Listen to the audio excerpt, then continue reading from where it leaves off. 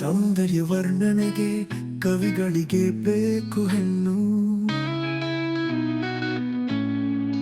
ಮನಸ್ಸಿನಲ್ಲಿ ಮೂಡುವ ಬಯಕೆಗೆ ರೆಕ್ಕೆ ಮೂಡಿಸುವಳು ಹೆಣ್ಣು. ಹೊಸ ಜೀವ ಹುಟ್ಟಿ ಬರಲು ಬೇಕು ಹೆಣ್ಣು.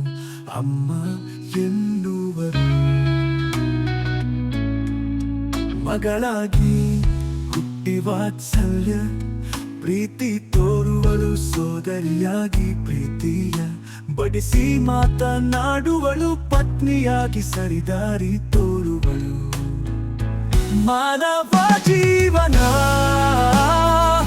ಪ್ರೀತಿಯ ತೋರಣ ವಾಗಲು ಸುಶೀಲೆ ಹೆಣ್ಣು ಕಾರಣ. ಪ್ರೀತಿಯ ಸುಖ ತೋರುವ ಹೆಣ್ಣಿನ ಈ ಸೌಂದರ್ಯವೇ ಬಾಳಿನ ಕಣ್ಣು.